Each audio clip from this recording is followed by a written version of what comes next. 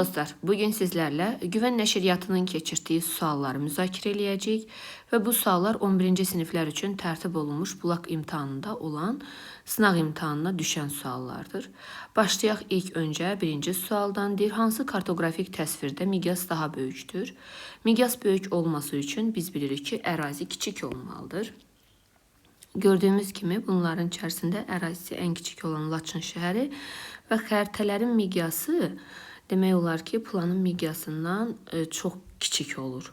Ona görə də deyirik ki, burada yəni böyük miqyas soruşduğuna görə bu plan olacaq. Yəni Laçın şəhərinin planı. Y variantı. Hekla vulkanının Fudziyama vulkanından fərqli xüsusiyyəti. Hekla İslandiyada yerləşir və divergent zonadadır. Yəni tavaların ayrılmaz zonasındadır.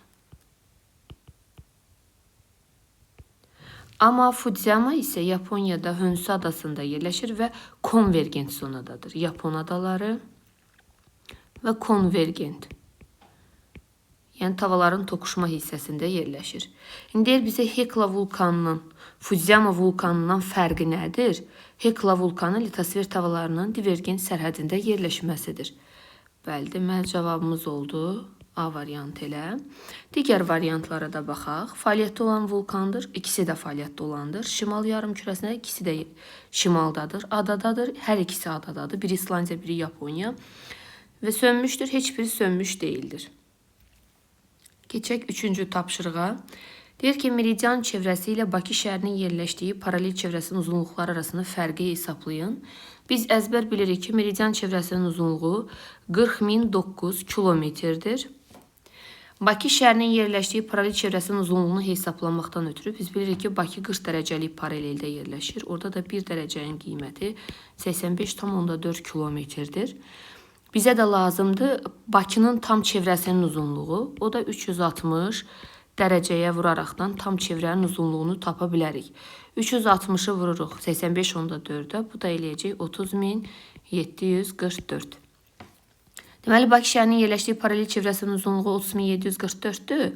Meridian çevrəsinin uzunluğu isə 40.009'dur.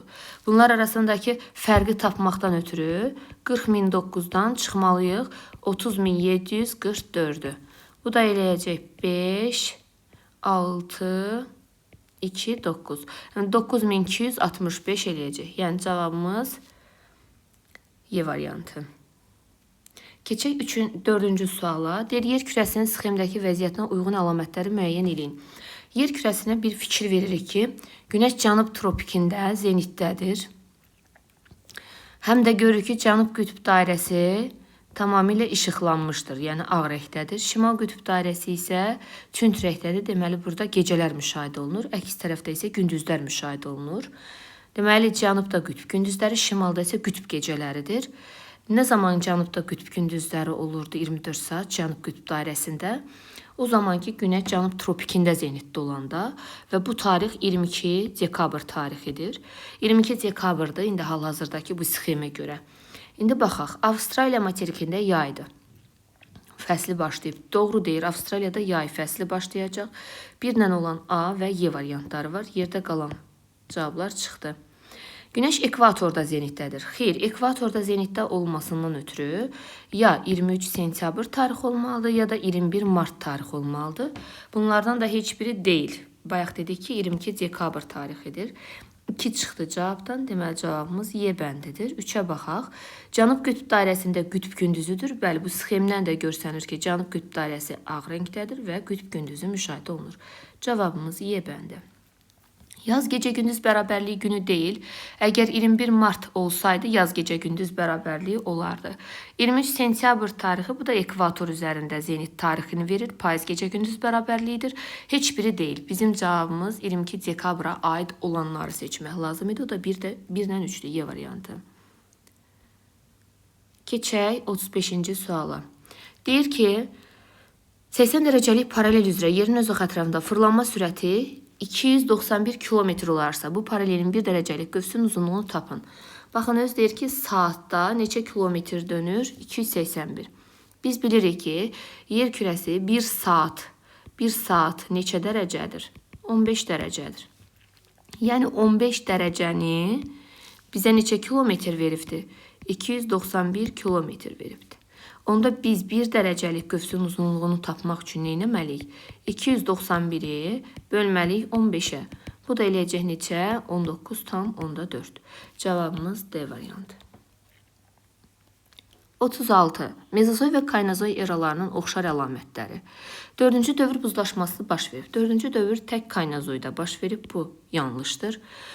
Sonra deyir ki, Pangeya, Lavrasiya və Gondwana qurusuna parçalanıb. Lavrasiya Gondwanaya parçalanma prosesi biz bilirik ki, paleozoyda olub. Yəni bunların heç birinin aidiyyəti yoxdur. 3 geoloji dövrə ayrılır. Bəli. Çünki mezozoy, Trias, Jura, Tabaşir 3 dənə. Kaynozoy, Paleogen, Neogen, Antropogen yenə 3 dənə. Deməli cavabımız C bəndidir. Kriptozoy eonuna aiddirlər. Yanlışdır. Fanerazoy aşkar həyatdılar. Bunların hər ikisi bu eralar. Kaledon qırışıqlığı baş verib. Kaledon isə paleozoyda baş verən bir qırışıqlıqdır. Cavab C.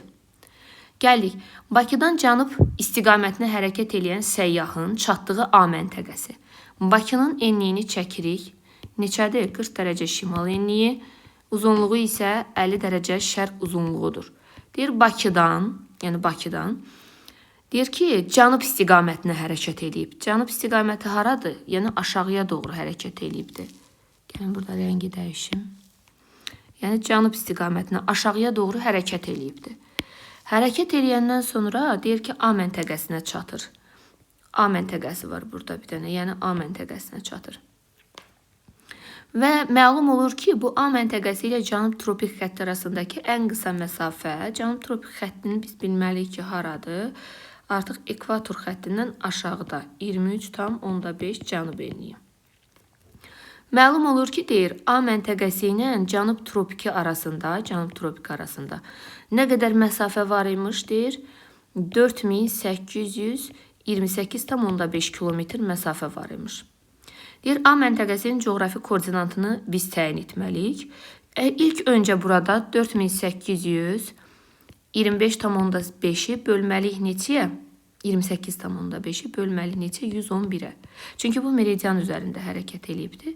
111-ə böləndə biz alırıq burada 43,5. Deməli, cənub tropiki ilə A məntəqəsi arasında 43,5 dərəcəlik bir fərq vardır. Bu 23,5 isə artıq bu A neçə olmalıdır? 20 dərəcə şimal enliyi olmalıdır ki, bax 20 şimal enliyi ilə 23,5 dərəcə cənub enliyinin arası 43,5 dərəcə eləyir. A-nın coğrafi enliyini tapdıq. 20 dərəcə şimal enliyi, uzunluğu da eynən Bakının uzunluğu olacaq. Yəni 50-nin üzərində hərəkət etdiyinə görə cavabımız D bəndi. Keçirik 38-ə. Deyir, mətndə bəhs edilən işıqlanma quşağı ilə bağlı cədvəldəki uyğunluğu müəyyən edin. A işıqlanma quşağı Afrika materikinin böyük hissəsini əhatə edir. Yalnız bir materikdə mövcud deyil. Burada gecə və gündüzün adi növbələşməsi pozulmur. Birincisi, baxaq, Afrika materikində hansı işıqlanma quşaqları var idi? Təbii ki, 2 işıqlanma quşağı var. Sadəcə olaraq mülayim, şimal mülayim də var, cənub mülayim də var. Ona görə deyirik 3 işıqlanma quşağı.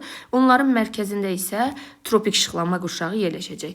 Yəni, Afrikada mülayim və tropik işıqlanma quşaqları yerləşir. İndi deyir ki, o işıqlanma quşağı yalnız bir materikdə mövcud deyil. Baxın, məsələn, mülayimə baxsam, mülayim Antarktidada var. Çünki qütb dairəsi kəsir onu. Onun mülayimə, cənub mülayim işıqlanma quşağına düşən yeri var. Avstraliyada var, Cənubi Amerikada var, Şimali Amerika, Avrasiyada vardır. Deməli, mülayim işıqlanma quşağı bütün materiklərdə vardır. Eynən Afrikada da vardır. Və bizə deyir ki, yalnız birində yoxdur. Deməli, bu tropik işıqlanma quşağından gedir söhbət. Çünki Antarktidada tropik işıqlanma quşağı yoxdur və tropik işıqlanma quşağına düşən yer də yoxdur. Deməli, söhbət burada tropik işıqlanma quşağından getdi. Deyir ki, burada gecə-gündüzdə adi növbələşməsi pozulmur. Doğru deyir, çünki gecə-gündüz adi növbələşməsi pozulmayacaqdır. Keçdik indi variantları oxuyaq. Günəş zenitdə olur. Günəş zenitdə olur. Yəni, tropik işıqlanma quşağında təbii ki, günəş zenitdə olacaqdır. Doğrudur. Amma qarşısına nə yazıb? Yanlış. Amma bizdən uyğunluq istəyir. Bu deyil cavab. Azərbaycan bu işıqlanma quşağında yerləşir. Biz tropikdə deyilik, mülayimdədir. Yanlış ifadədir, amma qarşısına doğru yazıb. Bu da uyğunsuzdur. Şimali Amerika materikinin mövcud deyil. Şimali Amerika materikində mövcud deyil. Niyə ki, tropik işıqlanma, şimal tropik işıqlanma qurşağı vardır Şimali Amerikada. Yəni bu yanlış ifadədir. Qarşısına yazıb doğru. Ona görə bu da uyğunsuzluq oldu. Şimal tropik xətti onun şimal sərhədini təşkil edir. Düz deyir. Şimal tropik xətti tropik işıqlanma qurşağının şimal sərhədini təşkil etmiş olacaqdır. 23.5-lərin arası tropik işıqlanma qurşağıdır. Onun şimal sərhədi şimal tropik xəttidir. Bu doğrudur. Qarşısına yanlış yazıb. Deməli bu da uyğunsuzdur. Ekvator xətti bu qurşaqların tən ortasına keçir. Yəni tropik işıqlanma qurşağının tən ortasından keçən xətt hansıdır? Ekvatordur. Doğrudur. Və qarşısına da doğru yazılıb. Bəli, cavabımız deməli Y variantıdır.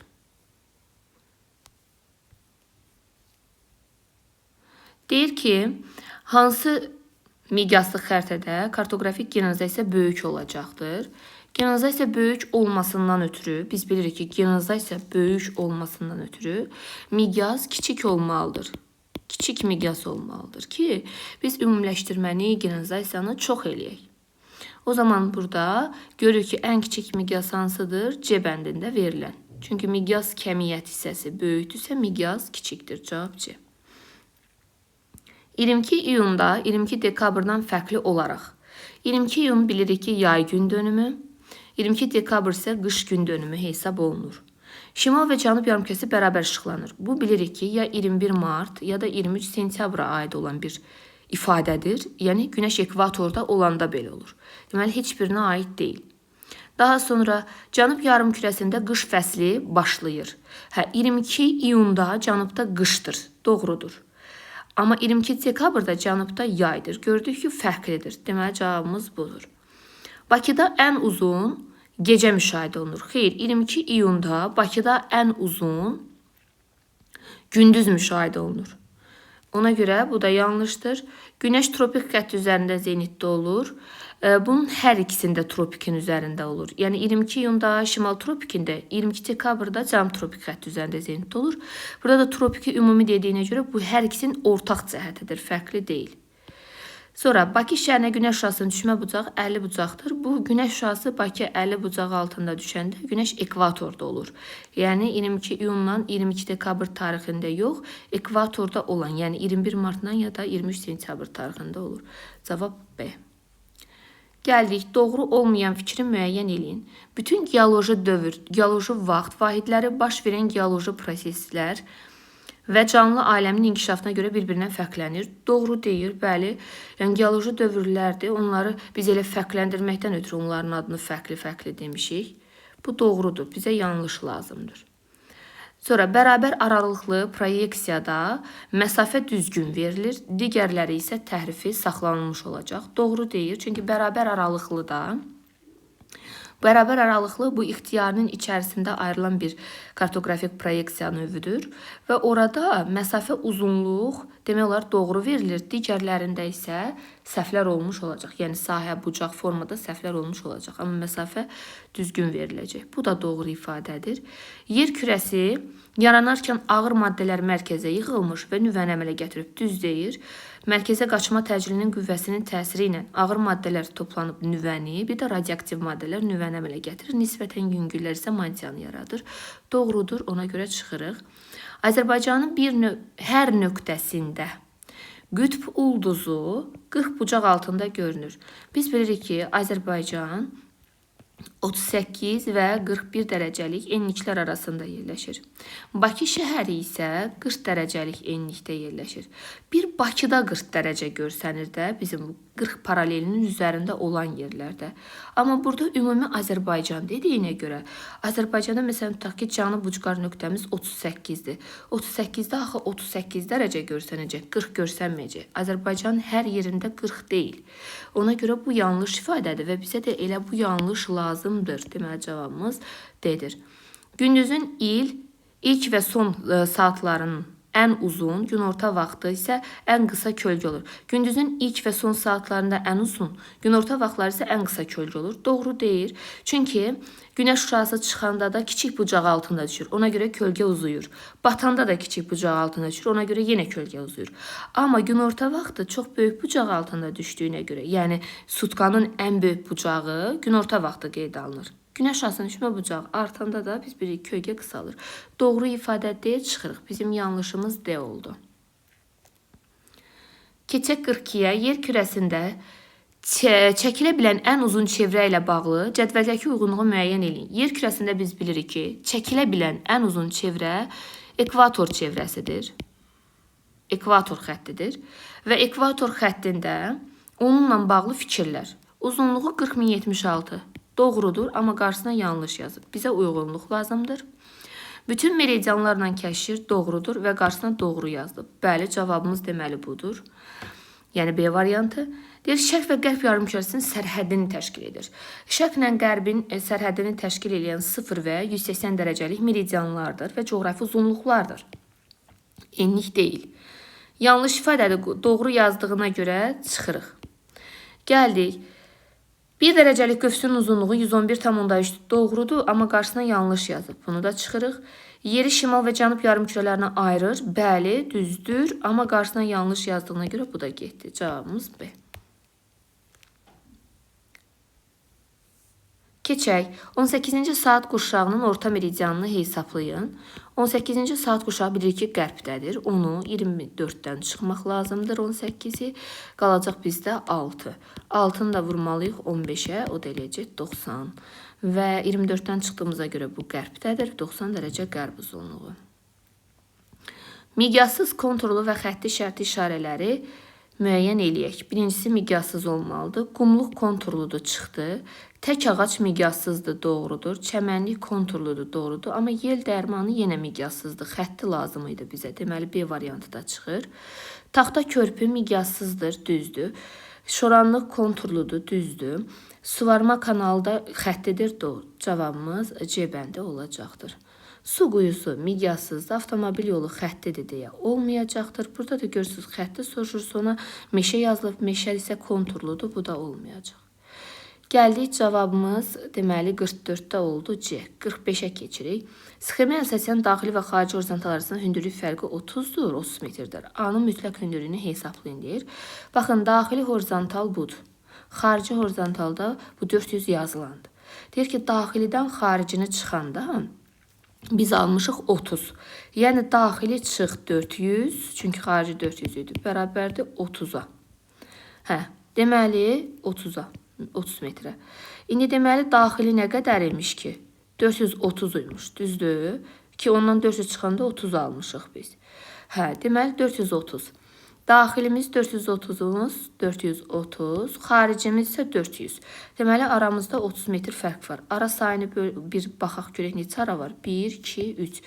Deməli, 3-ə bölsəm kəsmə yüksəlini alıram. Bu da eləyir 10. İndi A-nı tapmaqdan ötürü nə edəcəm? 400-dən üstünə gələcəm. 410 olacaq. Bura 420 olacaq. Burada 430 olacaq. Deməli, cavabımız A-nın hündürlüyü 420 D variantı. 40 şimal enliyinin hansı materiklərin kəsdiyini müəyyən edin. Təbii ki, Şimali Amerika və Avrasiyanı kəsmiş olacaq 40 şimal enliyi. İcmal xəritələri müəyyən eləyin. İcmal deyəndə biz kiçik miqyaslı nəzərdə tuturuq. Kiçik miqyaslılar isə miqyas kəmiyyəti iri olan rəqəmlərdir. O da 3, 5 və 6 B variantı. Doğru fikri müəyyən eləyin. Deyir ki, alt mantiyada temperaturun yüksək olmasına baxmayaraq, maddələrin yüksək təzyiq altında olması onları sıx vəziyyətdə saxlayır. Bu elə doğru ifadədir. Kiçik obrisləri oxuyaq. Deyir ki, Ant dağları və Perunovu Sakit Okean və Nazca tavalarının divergens zonasında yaranıb. Səhv deyir. Çünki Ant dağları Nazca və Cənubi Amerikanın konvergens zonasında yaranıb. Bütün böyük litosfer tavalары həm materik, həm də okean yer qabığına malikdir. Bütün böyük litosfer tavalarının içərisində Sakit Okean da var. O da yalnız okean tipli yer qabığına malikdir. Yəni həm okean, həm materik deyil. Yer qabığı ilə üst manti arasında sərhəd Konrad sərhəddir. Konrad sərhəd qranitlə bazalt arasındadır. Yer qabığı ilə üst manti arasındakı sərhəd Moxodur. Bunu da səhv deyib. Litosfer tavalarının hərəkəti nəticəsində Sakit Okeanının sahəsi tədricən artır. Sakit şimal buzulu tədricən kiçilirlər. Atlantiklə Hind artır, yəni sahəsi. Bu da yanlış ifadədir. Cavab A.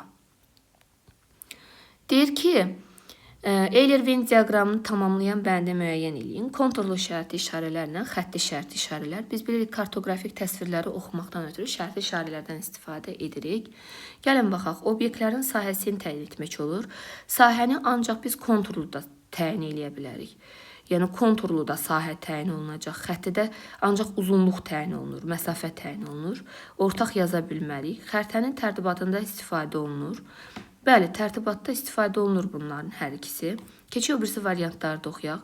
Yalnız obyektin uzunluğunu, yalnız uzunluq xəttidə təyin olunacaqdır. Deməli, konturda həm uzunluq, həm enlik. Bu yalnız uzunluq dediyinə görə bunu ortaq seçə bilmərik. Yalnız planda tərtibatda istifadə olunur. Düzdür, planda daha çox istifadə olunur, amma xəritələrdə də olunacaqdır. Çünki məsələn xəritədə də dövlət sərhəd xətləri vardır ki, biz onları xətti şərti işarələrlə deyəcəyik. Ya da ki, ölkələrin ərazisi bunlar konturlu ilə göstərilmiş olacaqlar. Yəni əsasən planda tərtib olunsa da yalnız planda deyil. Düzdür, xəritə ilə bəzi şərti işarələr planda fərqlidir, amma yalnız planda tərtib edilməsi ifadəsi yanlışdır. Bataqlıq və şoranlıqlara aiddir. Bataqlıq, şoranlıq biz bilirik ki, sahə tutur və konturluya aid olmuş olacaq. Deməli, cavabımız B-dir. Keçək 50-ci suala. Səyyah 270 azimutu ilə 15 kilometr gedib. Yəni 270, yəni qərbə doğru gedib. 15 kilometr gedibdir. Sonra isə cənuba doğru daha 15 kilometr, yəni aşağıya doğru yenə 15 kilometr gedibdir cənuba doğru. O deyir, başlanğıca ən qısa yolla hansı azimutla geri qayıdar, həm də hansı istiqamətlə. Baxın, yuxarı, sağa, yəni şimal, şərq 45-lə. Y variantı. 51-ci test tapşırığına keçək. Xəritə sxemə əsasən zənzələ baş vermə ehtimalı az olan əraziləri müəyyən eləyin. Yəni bunlar platform ərazisi olmalıdır. Birinci geosinknaldır, Kordilerə düşür. Deməli, birlər ola bilməz. 2 doğrudur, Braziliya yaylası platformadır. 4, məsələn, 3-ə baxım, 3 Yaponiyadır, geosinknaldır, seismik aktivdir, çox zənzəl olar. Deməli, 3-ü də çıxdıq. 4 Türkiyə ərazisi, 4 də çıxır, Alp-Himalay geosinknal qurşağındadır. Və 5 Avstraliyada platformadır. Cavabımız B variantı. Cənubi Amerika materikinin ucqar şərq nöqtəsi 35 qərb uzunluğu, qərb nöqtəsi isə 81 qərb uzunluğunda yerləşir. Bu iki nöqtə arasında yerli vaxt fərqini hesablayın. Hesablayaq. Çəkirik. Deməli, Cənubi Amerikanın şərqi 35 dərəcə qərb uzunluğu, qərbi isə 81 dərəcə qərb uzunluğudur. İlk öncə bunu hesablamaqdan ötürü bu uzunluqlar arasındakı fərqi tapmaq lazımdır. Bu da eləyəcək 46 dərəcə. Yəni 81-dən çıxacağıq 35-i. Bu da eləyəcək necə? 46 dərəcə. 46 dərəcə və biz bunu sağda keçirtməkdən ötürü neçəyə bölməliyik? Təbii ki 15-ə. 3 dəfə 45, qalığımız qalır 1. 3 saat, burada da 1-i 4-ə vururuq 4 dəqiqə. Yəni 3 saat 4 dəqiqə yerli vaxt fərqi olacaq. 53-cü test tapşırığı artıq açıq tipli test tapşırığıdır. Xəritə sxemə əsasən kəsmə yüksəkliyini hesabla deyir. Görürük ki, baxın, burada bir göl var. Gölün ətrafından keçən ilk horizontala neçə metr yazıbdır? 105. Daha sonraki horizontal boşdur. Və burada görünən bir horizontal var ki, o da 135-dir. Bunlar arasında fərqi tapaq. Yəni 135-dən çıxaq 105-i. Neçə allıq? 30. Və neçə aramız var bizim? 1, 2, 2 ara var. Deməli, 30-u bölü 2-yə eləyəcək 15. Kəsmə yüksəkliyi 15. Gəlin yerinə qoyaq görək şərt ödənilirmi? 105-in üstə 15 gələndə neçə eləyəcək? 120. 120-in üstə 15 gələndə 135. Bəli, cavabımız 15-dir kəsmə yüksəkliyi. 54-cü test tapşırığı. Sxemə əsasən A ilə B məntəqələr arasında ən qısa məsafə miqyası 22 milyon olan xəritədə 4 cm-dir. Xəritənin nə qədər təhrif etdiyini hesablamaq lazımdır. İlk öncə biz miqyası sadələşdiririk. 5 sıfırını silirik. İzahlı miqyasa keçiririk. 1 cm-də olur 220 kilometr. Bizim neçə santimetr verib bu xəritə? 4 cm, o da eləyir x. X bərabər neçəyə? 880 kilometrə bərabərdir. Deməli, xəritədə bizim bu A ilə B arasındakı məsafə 880 verilib. Amma gəlin bir həqiqətə baxaq, görək həqiqətdə bu məsafə nə qədərdir? Görürük ki, B 70 dərəcədir, A isə 80 dərəcədir. Bunlar qərb yarımkürəsindədir, çünki rəqəmlər sola doğru artıbdır. Yəni, A 80 qərb uzunluğudur, B isə 70 qərb uzunluğudur. Bunlar arasında neçə dərəcə fərq var? 10 dərəcə fərq var. Və bunlar hər ikisi 40 dərəcəlik paralelin üzərindədir. 40-da biz bunu 85,4-ə vurmalıyıq. O da 854 kilometr eləmiş olacaqdır. Deməli, xəritədə göstərilib 880, amma həqiqətdə isə nə qədər verilibdir? 854 verilibdir.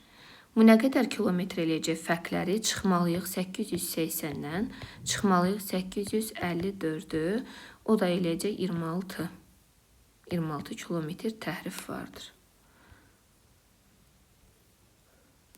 Keçək ən sonuncu səhifə, 55-ci sual. Deyir ki, metamorfik suxurları seçin. Metamorfozlaşma biz bilirik ki, çökmə və maqmatik suxurlara temperatur və təzyiqin təsiri ilə metamorfozlaşma prosesi, çevrilmə prosesi gedir. Bunlardan məsələn qneys qranitdən çevrilir, qranit qneysə çevrilir.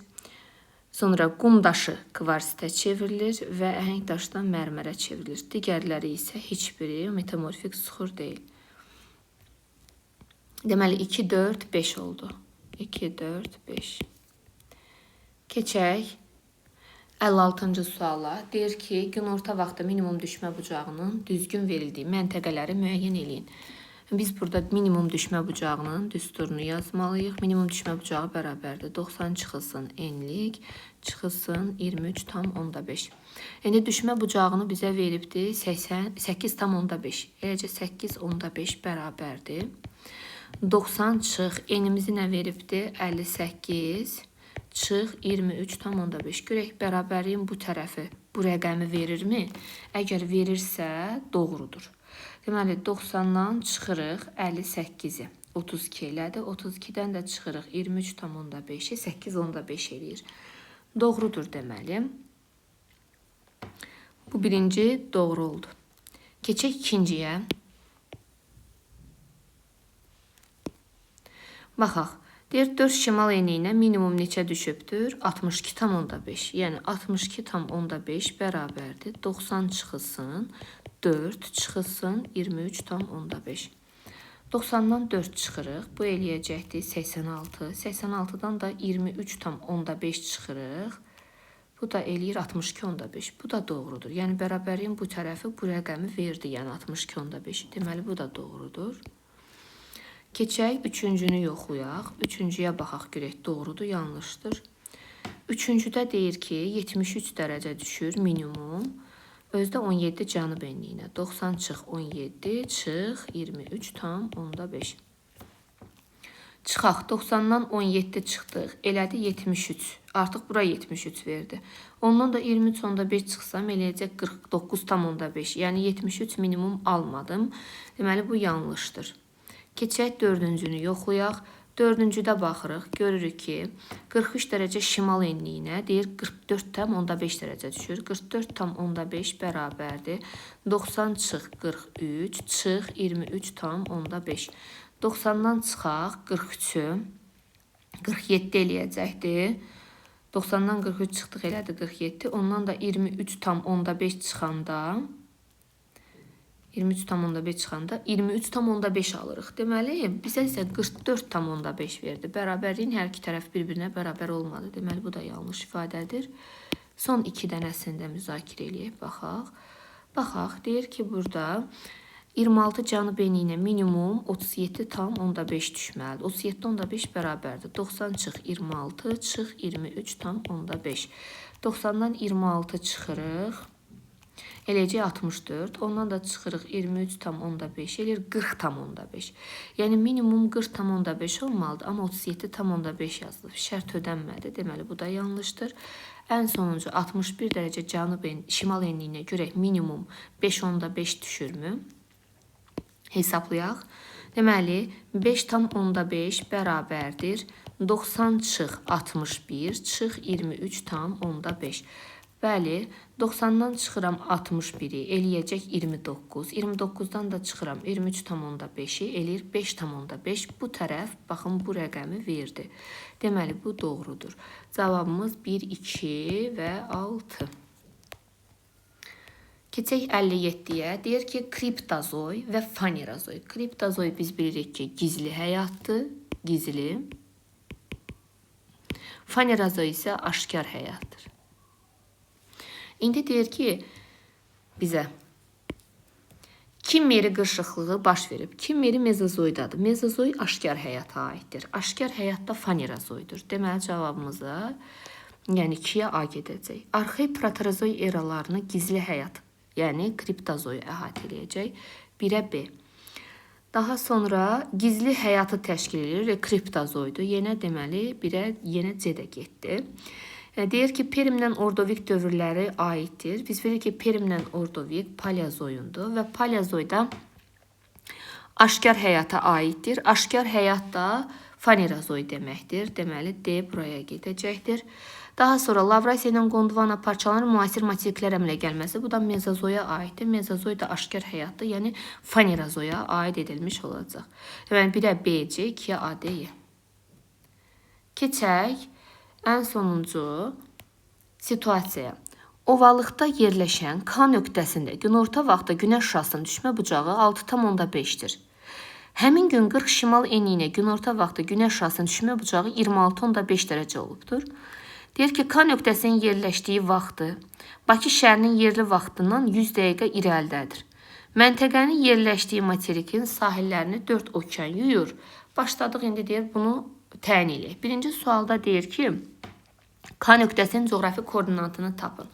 Bunu tapa bilməkdən ötürü ilk öncə baxmalıyıq ki, bu hansı tarixdir ki, 40 şimal enliyinə günəş 26,5 dərəcə düşsün.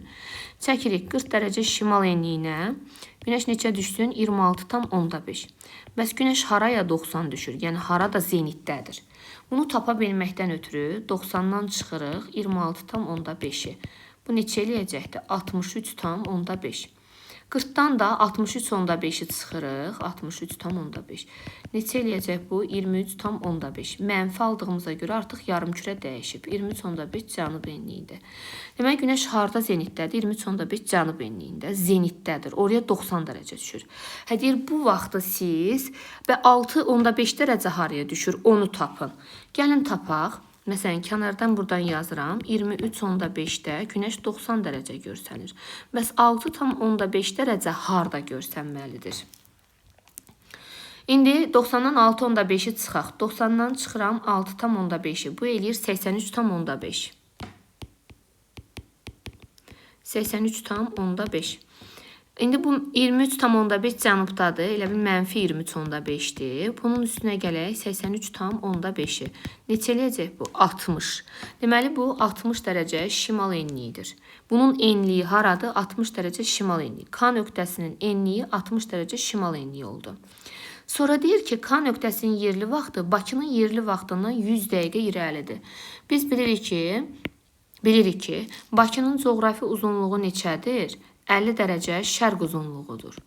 Bundan 100 dəqiqə irəlidirsə də, deməli, Bakıdan sağdadır. 100 dəqiqəni biz dərəcəyə keçirdək. Biz bilirik ki, 1 dərəcə 4 dəqiqədir. Onda 100 dəqiqə neçə dərəcədir? X. X bərabərdir 25 dərəcə verir də. Deməli, bu 50-dən 25 dərəcə sağdadır. Yəni 75 dərəcə şərq uzunluğundadır və koordinatı 60 şimal enliyidir. Və bizə də lazım idi elə birinci sualdakı biz bunun koordinatını yazaq. Koordinat oldu nə? 60 dərəcə şimal enliyi, 75 dərəcə şərq uzunluğu. Bu oldu bizim K nöqtəmiz. Ayrıda yaza bilərik 60 şimal enliyi, 75 dərəcə şərq uzunluğu. Keçirik. İkinci, K nöqtəsinin yerləşdiyi materik 60 şimal enliyi ya Şimali Amerikadır ya da Avrasiyadır. Amma bu 75 dərəcə şərq olduğuna görə deməli Avrasiyaya düşmüş olacaq. Deməli 1, materik hara oldu? Avrasiya. Və deyir, bu materikin yerləşdiyi yarımkürələri yazın. Avrasiya bilirik ki, 3 yarımkürədə yerləşəcəkdir. Şərq, qərb və şimal yarımkürəsində yerləşir. Deyir, K nöqtəsi ilə məntəqəsi ilə London arasında yerli vaxt fərqini hesablayın. Biz bilirik ki, London 0 qrivniçdir. K nöqtəsində aldıq 75 dərəcə şərq uzunluğu. Bunlar arasında nə qədər fərq var? 75 dərəcə təbii ki, böləm 15-ə eləyir 5. Deməli, 5 saatlıq bir fərq vardır, yerli vaxt fərqi vardır. Bu məntəqəyə deyir, günəş şüasının maksimum düşmə bucağını tapın. Maksimumda bilirik ki, məntəqənin eni nə qədər oldu? 60 şimal enliyi. Maksimum düşmə bucağını tapmaqdan ötürü 90-dan çıxıram 60-ı, üstünə gələm 23,5-ə. 90-dan 60 çıxdıq 30, 30-un da üstü 23,5 gəldik, elədi 53,5. Maksimum düşmə bucağı bərabər oldu 53,5-ə.